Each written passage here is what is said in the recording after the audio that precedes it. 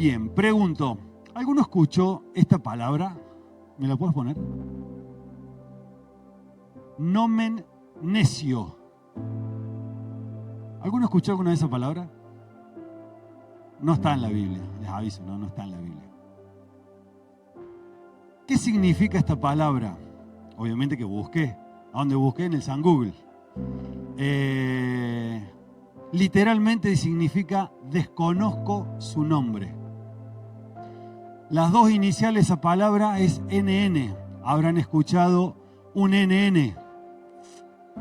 La policía a veces un masculino NN, ¿sí? Se los leo el significado de esa expresión NN. Una expresión latina que se traduce como nombre desconocido o desconozco el nombre. Se utiliza para referirse a personas cuya identidad no se conoce, ya sea porque están fallecidas o porque su identidad es incierta o no se ha revelado. Ahora han aprendido qué significa nomen necio, NN. ¿Sí? Ese NN lo habrán escuchado. Se escucha a veces que la policía sí hubo un masculino NN que se lo vio y bueno, no se sabe. Pero ¿por qué inicio con esto? Porque hay grandes obras que se han hecho a lo largo del tiempo, a lo largo de la vida, en donde desconocemos quién ha hecho el trabajo. Por ejemplo, la construcción de la Torre Eiffel.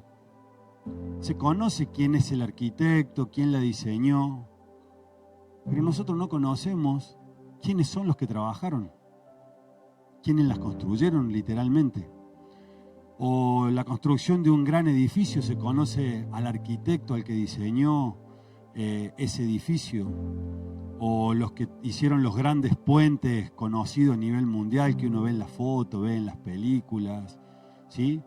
Pero todo eso lleva atrás, o sea, se conoce siempre una sola persona, pero atrás de eso hay un grupo de gente que ha trabajado, que ha hecho cosas que no se las conoce, que literalmente son NN. No las conocemos, no sabemos quiénes son. O sea, la familia de esa gente sabía, sí, trabaja ahí, trabajó ahí, pero a nivel mundial, digamos, no se sabe bien quiénes son. Montones de gente que han perdido su vida en ese tipo de obras, los que han hecho la Torre Eiffel o los grandes puentes.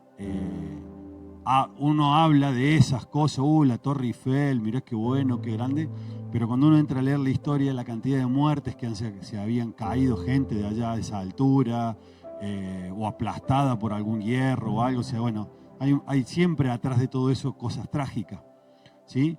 Pero atrás de todas esas grandes obras hay mucha gente que no se conoce. Lo mismo pasa también con una iglesia. En una iglesia habrán visto o habrán escuchado a grandes pastores que Dios los utiliza de una manera tremenda y que suben ahora, bueno, con el tema de las redes, en YouTube o en un montón de cosas que llegan a todo el mundo, que tienen iglesias que uno ve la cantidad de gente que hay en esa iglesia y es impresionante. Pero para lograr eso hay un equipo de trabajo y un montón de gente que trabaja a la par de ese ministerio, a la par de ese pastor, que nadie las conoce, que literalmente no sabemos su nombre, ¿sí? Y la Biblia no tiene la excepción. La Biblia también tenemos un montón de gente que Dios la ha usado, que no sabemos su nombre, que se predica mucho de esa gente, pero que no conocemos su nombre, ¿sí? En esta noche vamos a ver, puse 3 ejemplos, ¿sí? Literal que Dios puso en mi corazón esos 3 ejemplos, y después de que veamos esos 3 ejemplos, les voy a nombrar varios ejemplos más que hay, y van a empezar a leer, aquellos que son lectores continuos de la Biblia, van a empezar a ver, en la medida que vayan leyendo, por ahí van a leer algo que pasó y no tiene el nombre, ¿sí? El siervo de, pero no dicen el nombre. Entonces ahí te vas a acordar. Este es un desconocido, este es un NN. Acompáñenme a Segunda de Reyes 5, 1 al 4. Para los que toman nota, Segunda de Reyes 5, 1 al 4. Naamán, general del ejército del rey de Siria, era varón grande delante de su señor y lo tenía en alta estima, porque por medio de él había dado Jehová salvación a Siria. Era este hombre valeroso en extremo, pero leproso. ¿Cuántos conocen a Naamán? ¿Cuántos lo han escuchado a Naamán? Aquellos que han hecho el encuentro, todos lo hemos escuchado, porque en el encuentro hay una palabra exclusivamente de Naamán. Pero a lo mejor hay gente que no ha hecho el encuentro, que es lectora de la Biblia y habla de Naamán. Y a Naamán lo conocemos, porque ahí dice, era varón grande delante de su señor, porque a través de él, dice, era un hombre valeroso en extremo, ¿sí? Pero bueno, tenía un defecto. No me voy a centrar en el tema del defecto. En el defecto dice, pero era leproso. Siguiente. Y de Siria habían salido bandas armadas y habían llevado cautiva de la tierra de Israel a una muchacha la cual servía a la mujer de Naamán. Presten atención. A una muchacha la cual servía a la mujer de Naamán. Siguiente. Esta dijo a su señora, si rogase mi señor al profeta que está en Samaria, él lo sanaría de su lepra. Y el 4. Entrando Naamán a su señor, le relató diciendo, así y así ha dicho una muchacha que es de la tierra de Israel. Nadie conoce el nombre de esta muchacha. Aquellos que conocen la historia de Naamán, Naamán fue, se presentó al rey, el rey le dio carta, se fue a presentarse al profeta para que lo curara de su lepra, ¿sí? El profeta lo mandó al siervo, no al profeta. Le cuento rápido por si alguno no sabe un poco la historia de Naamán. Y para ser sano, el profeta le mandó a decir, no se lo dijo él directamente, tírate en el Jordán 7 veces y tu lepra va a ser sana, ¿sí? Pero él tenía ciertas estructuras, era una persona importante y decía, en el Jordán me voy a tirar. Si hay otros ríos que son mucho mejores, ese río el más contaminado de todo, era un río sucio, en ese me voy a tirar. No, dice, no voy a hacer nada. Poneme el 13. Y 5:13. Dice, mas sus criados se le acercaron y le hablaron diciendo, Padre mío, si el profeta te mandara alguna gran cosa, ¿no lo harías? ¿Cuánto más diciéndote, levántate y serás limpio? Pero no dice quién eran, dice sus criados, no dan nombre, NN. Le dijeron, ¿y qué hizo Naamán? Les hizo caso a sus criados, le hizo caso a la sierva de su esposa y fue y se presentó. Y él se tiró en el Jordán 7 veces y recibió la sanidad de su lepra. ¿Sí? Yo acá puse, donde Dios te haya puesto, de seguro Él te va a usar. No te menosprecies donde hoy estás.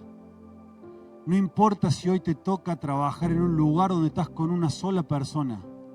No importa donde hoy estés. Si Dios te puso en ese lugar, Dios te va a usar. ¿Sí?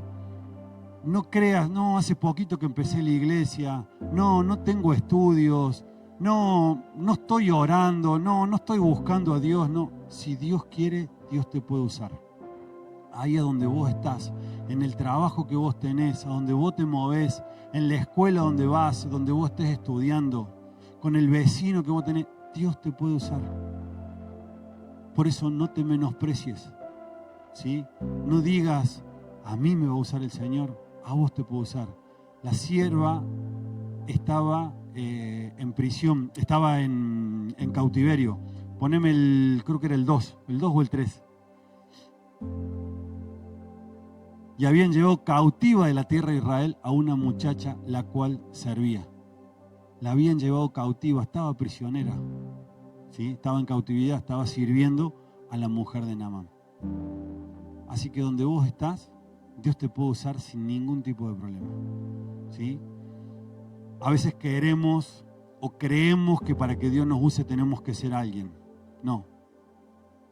Podemos ser unos NN, ¿sí? Para el mundo podemos ser unos NN, pero para Dios no son ningún NN. Dios te tiene en su mano, Dios te tiene en su corazón, Dios te conoce y Dios sabe y Él te puede usar. Amén. Acompáñenme ahora a Juan 6:9. Vamos con otra historia. Aquí está un muchacho que tiene 5 panes de cebada y 2 pececillos más. ¿Qué es esto para tantos? ¿Saben de lo que estamos hablando ahí? Cuando el Señor le dio de comer a un montón de gente, ¿sí? Que multiplicó los panes y los peces. Si no hubiera estado ese muchacho, a lo mejor no hubiera... El Señor sabía que iba a hacer ese milagro. Si uno lee bien la palabra y uno busca en otras versiones e indaga un poquito más, el Señor ya sabía que iba a hacer ese milagro, ¿sí? Para que la gente viera ese milagro. No para vanagloriarse Él, sino para que vieran el poder de Dios, el poder de multiplicación. Pero ¿qué es lo que hizo Jesús a los discípulos? Les dijo en un momento, estaban en el medio de la nada y habían venido un montón de gente a escuchar todo lo que Jesús estaba enseñando. Y cuando estaba terminando, Jesús le dijo a los discípulos, denles de comer. Yo me imaginaba mientras preparaba esto, decía, un domingo con la iglesia llena, 9:30, 10 de la noche, y el pastor no diga a Lorenzo, a José, a mí, a Gaby, denle de comer a la gente. Yo creo que cada uno mete mano en el bolsillo a ver qué conseguimos, a ver qué negocio hay abierto, a ver, y nos entramos a mirar, pero ¿qué le pasa al pastor? Yo creo que los discípulos en ese momento habrán dicho, pero vos nos estás charlando, o sea, ¿cómo, de dónde vamos a dar? ¿Sí? Sin embargo, el Señor sabía, y ahí apareció este muchacho que no se sabe quién es, pero que al día de hoy se sigue predicando eso con 5 panes y 2 peces. Y con eso el Señor multiplicó y dio de comer a un montón. Amados, el Señor te dice en esta noche, con lo que vos tenés, Él lo puede multiplicar no solamente para vos, sino para bendecir a un montón de gente. Vos creés que tal vez no tenés absolutamente nada, o vos decís, con esto puedo bendecir a otra gente. Con lo que Dios te dio, con lo que vos hoy tenés, el Señor puede bendecirte no solo tu vida, sino la vida de un montón de personas más. Solamente tenés que creer, solamente tenés que confiar en Él. ¿Sí?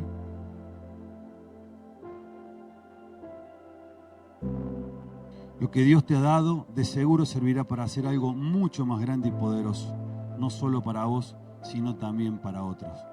Como vimos recién, en donde Dios te puso una sola persona, el Señor lo usó. Con lo que vos tenés, el Señor puede usarlo también para poder bendecir. ¿Sí? Y acá no era gente conocida, era simplemente un muchacho que había ido a escuchar lo que Jesús estaba enseñando. No era ni siquiera un discípulo. Si el Señor quiere usarte, no es necesario decir, ay no, yo soy un líder, yo ya hice la academia, yo hice todo. No, el Señor si te quiere usar, te va a usar, con lo que tengas en la mano. Así sea el primer día que venís hoy a la iglesia, si el Señor te quiere usar, te va a usar. Si el Señor ve que en tu corazón hay disponibilidad, el Señor te puede usar. Amén. Vamos con otro, Marcos 2, del 1 al 5. Entró Jesús otra vez en Capernaum después de algunos días y se oyó que estaba en casa. E inmediatamente se juntaron muchos, de manera que ya no cabían ni aún a la puerta y les predicaban la palabra. Entonces vinieron a él unos trayendo un paralítico que era cargado por 4. Y como no podían acercarse a él a causa de la multitud, descubrieron el techo de donde estaba y haciendo una abertura bajaron el lecho en que yacía el paralítico. Al ver Jesús la fe de ellos, dijo el paralítico, hijo, tus pecados te son perdonados. Pregunto, ¿alguno sabe el nombre de los 4 amigos? No lo sabemos. Sin embargo, los 4 amigos que conocían, que sabían quién era Jesús, se movilizaron para llevar a una persona que necesitaba de Jesús y llevarlo a la presencia. Hicieron lo imposible, no podían pasar por lo normal vamos a hacer lo imposible para que mi amigo pueda llegar a la presencia de Jesús. Amados, hoy Dios te dice, con la gente que vos te estás rodeando, acá en la iglesia o en tu casa, vos podés ayudar a un montón de gente a que llegue a la presencia de Jesús. No estás solo. Acá, si uno solo lo hubiera querido llevar, iba a ser imposible. Se juntaron 4. Hay gente que por ahí queremos traerla a la presencia de Dios y la queremos traer solo. Y no la podemos traer solo. Necesitamos de la ayuda de otras personas. Para eso Dios te puso en una familia. Somos una familia. Somos un grupo de gente, familias, amigos, ¿sí? Que estamos todos por una misma causa. Que la gente pueda conocer a Jesús. Que la gente pueda conocer a Cristo, ¿sí? Entonces, ahí donde vos estás, con la gente que vos te rodeás, con aquel que tenés al lado, te podés poner de acuerdo para poder orar por alguien, para ver cómo le podés ayudar a alguien a que esa persona pueda llegar a la presencia de Jesús, para que pueda llegar a los pies de Dios. Muchas veces uno ve en las redes de gente que ayuda a otros y no son cristianos. Quiero pensar que hay mucha gente cristiana que se mueve, se moviliza para ayudar a otro y no lo está mostrando al mundo, ¿sí? Pero veo gente que son gente del mundo que por una causa buena, no estoy diciendo que las causas sean malas, que muestren y que piden la ayuda a un montón de gente y normalmente siempre llegan y superan las expectativas porque, bueno, gracias a Dios tenemos nosotros un país que es de ayudar mucho, ¿sí? Y esa gente que ayuda son NN. Nadie conoce quiénes son los que ayudan para poder, no sé, una nena necesita ciertos millones de pesos o dólares porque se tiene que hacer una operación afuera y un montón de gente empiezan a hacer campañas movidas y se llega y esa persona puede ir y operarse y hacer lo que tenga que hacer. Entonces, muchas veces me pregunto, ¿cuántos de nosotros tenemos una carga por alguien en la cual a lo mejor solo no podemos, ¿sí? Pero que entre todos sí podemos ayudar a alguien a que pueda salir de esa situación y junto con eso presentarle quién es Jesús. Me gusta la frase que tiene Casa Digna: no podemos ayudar a todos, pero todos podemos ayudar a uno. Esa frase del día que la leí me encantó. O sea, yo muchas veces solo no puedo ayudar a toda la gente que quisiera, pero sí entre todos podemos ayudar a muchas personas. O sea, bueno, la frase dice para uno solo, pero entre todos podemos ayudar a muchísima gente. Entonces, uno de los objetivos que hablábamos siempre con Linaje, cuando se formó Linaje, que yo le decía a los hombres, es que si el día de mañana vemos alguna necesidad, que entre todos nos podamos unir para poder hacer algo. Poder hacer un locro, una pollada, salir a buscar con la gente de Casa Digna una cama o lo que fuera para esa gente que está pasando necesidad. ¿En nombre de quién? En nombre de Jesús. ¿Sí? Que vayamos diciendo, mira, Jesús, Dios te trae esto, Dios te manda esto, ¿sí? Y poder presentarle a Jesús, ¿sí? Y no importa si nos reconocen o no nos reconocen. Como vemos acá, gente que no es conocida, al día de hoy se sigue predicando. Al día de hoy lo leemos y seguimos hablando de ello, ¿sí? Y estos son 3 ejemplos que puse yo en la Biblia, que Dios puso en mi corazón. 3 ejemplos que hablan cuando estoy solo, cuando estoy individual en un lugar que a lo mejor creo que Dios no me va a usar en este lugar. Dios te puede usar. O cuando creo que las cosas que tengo no me van a servir para poder ayudar, el Señor te las puede multiplicar y se puede bendecir a un montón de personas. Y cuando estoy en una iglesia con un conjunto de gente, entre todos podemos ayudar a alguien a que conozca a Jesús, ¿sí? Por eso tengo estos 3 ejemplos básicos y claros. Pero tenemos más ejemplos en la Biblia, ¿sí? De gente que no conocemos el nombre, que al día de hoy se sigue predicando y que tenemos a lo mejor una enseñanza, que a lo mejor no han ayudado, pero sí tenemos grandes enseñanzas. Por ejemplo, la mujer del flujo de sangre. Nadie sabe cómo se llamaba. No está el nombre de la mujer del flujo de sangre. Y muchas veces se predica de qué? De la fe, de la perseverancia, de todo lo que la persona esa había hecho, ¿sí? Hasta que tuvo un encuentro con Jesús y sin necesidad de hacer todas las cosas, creyendo y teniendo fe, porque Jesús le dijo, tu fe te ha salvado, y recibió la sanidad. Otro ejemplo que tenemos, que tampoco se sabe el nombre, el endemoniado de Gadareno. Miren cómo está escrito en la Biblia, el endemoniado de Gadareno. Gadareno era una localidad, una región. No era el apellido ni el nombre de él. No se sabe el nombre de él. Y él fue libre de todos los espíritus, de todos los demonios que lo estaban atormentando. Esta persona fue libre. Y esta persona quiso seguir a Jesús, quiso irse con él. Y Jesús que le dijo, no, anda a tu tierra y enseña todo lo que has aprendido ahora, lo que Dios ha hecho en tu vida. Otro ejemplo que también se predica, que lo predicamos mucho, acá lo enseñamos mucho, más que nada con el tema de las ofrendas. La viuda que fue y puso lo último que tenía, no se sabe el nombre de la viuda, pero sin embargo nos deja una gran enseñanza, que a pesar de lo que estaba pasando, porque era una viuda y pobre, puso todo lo que tenía. Y después tenemos dos viudas más todavía en el Antiguo Testamento. Tenemos la de la vasija con harina, cuando le dice Elías, hazme de comer a mí primero. Dice, era lo último, íbamos a comer con mi hijo y nos íbamos a dejar morir. Y Elías le dijo, hazme a mí primero. Pero tampoco se sabe el nombre. Y ahí también tenemos una gran enseñanza, ¿sí? O la de las vasijas con aceite. También, también se predica y se enseña mucho. Como vemos, en la Biblia tenemos muchos ejemplos de gente que no son conocidas, ¿sí? Hay muchos nombres en la Biblia de grandes personas que han hecho grandes cosas para Dios.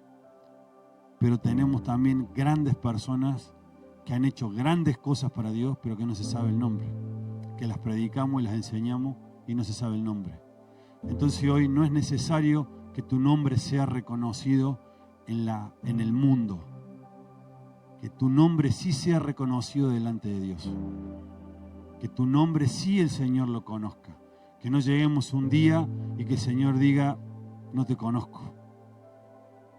No te conozco. Vete de aquí, hacedor de maldad. No tenemos que llegar a eso, ¿sí? Entonces, desde el lugar hoy que vos tenés, desde el humilde lugar que vos hoy tenés, y si preparas tu corazón, Dios lo puede usar para lo que sea y puede hacer una obra tremenda.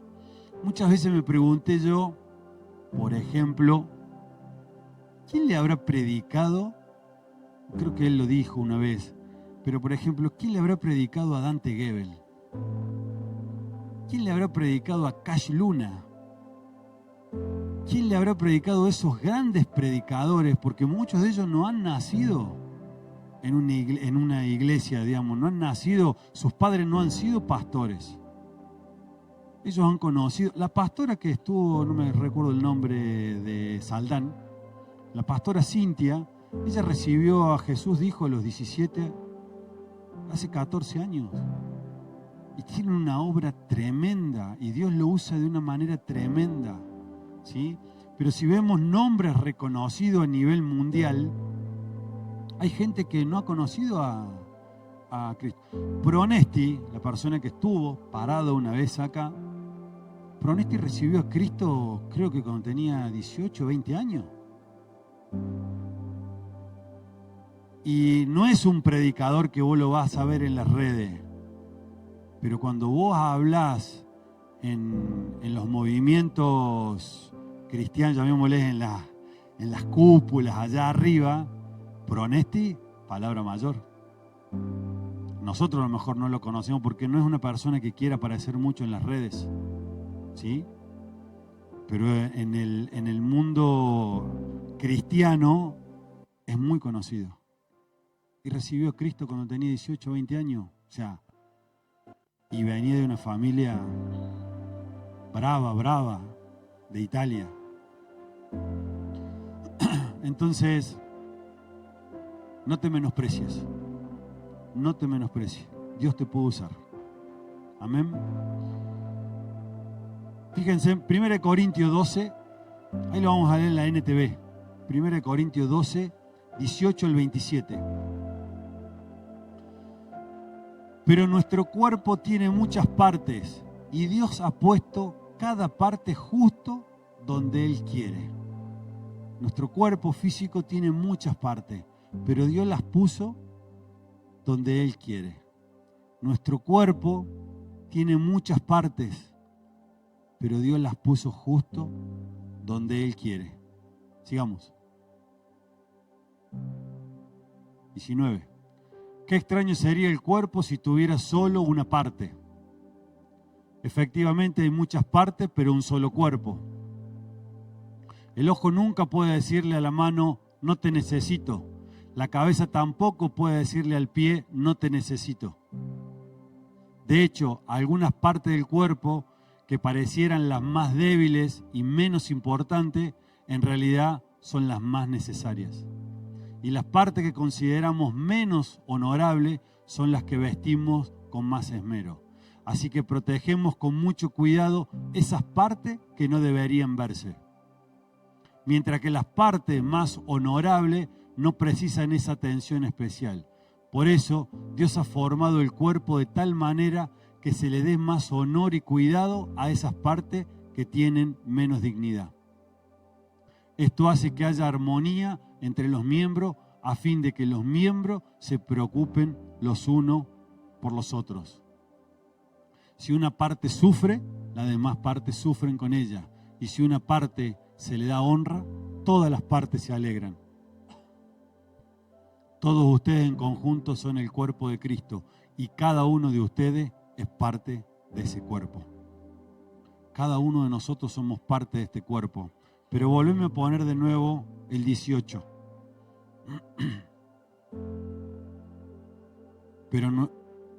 Pero Dios ha puesto cada parte justo donde Él quiere. Amado, si hoy estás en este lugar, es porque hay un propósito en tu vida y sos parte de este cuerpo y Dios te necesita y Dios te quiere usar en este cuerpo, no en otro cuerpo. Dios te quiere usar acá. Lo que Dios puso en especial en vos, no lo puso en mí. Vos solamente vas a poder hacer lo que Dios puso para vos y lo vas a hacer con excelencia. Ni el pastor, ni yo, ni el Gaby, ni nadie lo va a hacer mejor que vos. Ni mejor que vos, ni mejor que vos. Todos tenemos un llamado especial. Todos tenemos algo especial que Dios ha puesto en nuestras vidas. ¿Sí? Entonces, vuelvo a decir lo mismo. No te menosprecies. No creas que porque, no hice la academia, o abandoné, o me fui de la iglesia hace un montón de años, volví de nuevo, o porque Dios te quiere, si Dios te quiere usar, Dios te va a usar. Siempre y cuando dispongamos nuestro corazón, siempre y cuando busquemos de Él, siempre y cuando nos pongamos a disposición de Él para que Él nos use, Él nos puede usar. Y a través de nosotros se puede hacer algo tremendo. A lo mejor terminamos siendo un NN, pero hubo una obra, hubo algo tan grande que uno puede llegar a decir, yo fui parte de eso. Y te puedo asegurar, y te lo firmo, que la recompensa que Dios te va a dar por eso es muy grande. No necesitamos la recompensa del mundo que nos diga, che, qué bueno lo que hiciste. Con tal de que Dios vea lo que nosotros hicimos y que el corazón de Dios se alegre por lo que hicimos, es suficiente. Siempre el pastor dice, Dios es el mejor pagador. No el pastor, no el líder, no nada. Dios es el mejor pagador. Dios te ha llamado en Gilgal ¿Se acuerdan cuando hablé hace un par de domingos atrás? Gilgal, Dios comenzó algo en tu vida. Desde ese momento Dios te llamó, Dios empezó a hacer algo en tu vida. ¿Sí? Hay un propósito, hay un llamado. ¿Sí? No te menosprecies. ¿Sí? Todos somos miembros muy importantes en el reino. Si estás en este lugar es porque Dios te ha llamado y Él quiere usarte. ¿Sí? Deja de menospreciarte porque Él te va a usar. Él va a hacer algo grande. Tenemos muchos ejemplos en la Biblia. La Biblia es un manual en el cual nosotros tenemos que buscar la guía todos los días. Y ahí vamos a empezar a ver. Hay gente que ha luchado muchísimo dentro de la palabra de Dios, dentro de la Biblia, ha luchado muchísimo. ¿Y para qué nos muestran esas luchas que han tenido? Para que nos podamos fortalecer, para que veamos que no somos nosotros solos la lucha que estamos pasando. Porque muchas veces estamos diciendo, pero ¿qué va a hacer el Señor conmigo si no tengo nada? Si no soy nadie, si no terminé el secundario, si no me preparé, si no hice esto, no importa. Vimos recién 3 ejemplos de gente que no sabemos ni de dónde eran, ni de dónde venían. No dice nada la Biblia, si eran discípulos, o sea, amigos, una persona que estaba en esclavitud, otra persona que fue a escuchar a ver lo que Dios decía y yo dijo, sí, tengo 5 panes y 2 peces, lo único que tengo, si les sirve, tomen, acá está. ¿Sí? Entonces, si vos estás ahí un día y tengo esto, si sirve, y el Señor a lo mejor a través de eso puede hacer algo grande. Amén. Te invito a que te pongas sobre tus pies, que puedas empezar a buscar a Dios, que puedas empezar a decirle, Señor, simplemente aquí estoy, acá estoy. Úsame para lo que vos me necesites. Acá estoy, papá. Dispongo mi vida, dispongo mi corazón, dispongo mi mente, dispongo mi boca, mi lengua.